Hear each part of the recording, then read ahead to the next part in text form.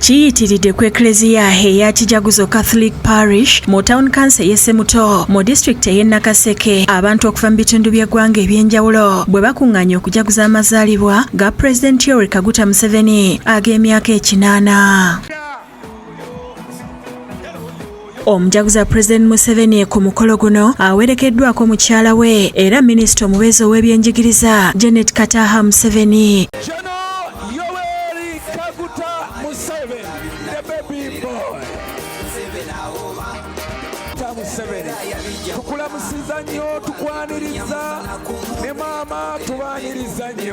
Emikolo gitandise na misa ey'okwebaza Katonda olw'okuwangaza President Museveni ng'ekulembeddwa ssentebe w'abeepisikoopi era omusumba w'essaza lya Kinda Mityana Bishop Anthony Ziwa. Ono yeebazizza Katonda olw'okuwangaza President Museveni n'aweza emyaka 80 ate n'agikoleramu ebikolo ebiyambira awamu eggwanga.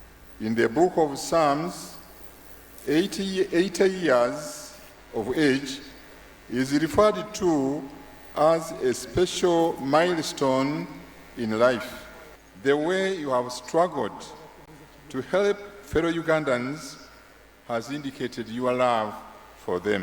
Omujaguza President Museveni yeebazizza bamutegekedde amazaalibwa n'ategeeza nti olutalo olw'okununula Uganda teyalulimu yekka era n'okulaakulanya eggwanga omulimu tagukoze yekka. The celebration here is not about Museveni.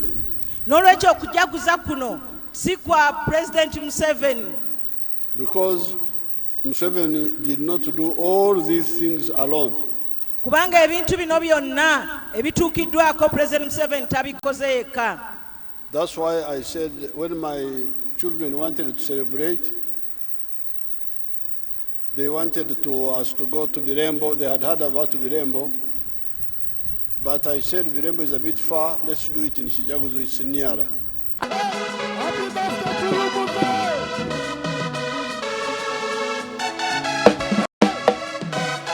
Uganda twesiime nnyo olw'obufuzi obumanya abantu tulina eddembe ly'obwebange Kaguta Museveni ogirobaawo. Download the app on App Store or Google Play Store now. Vision Digital Experience, the future of media.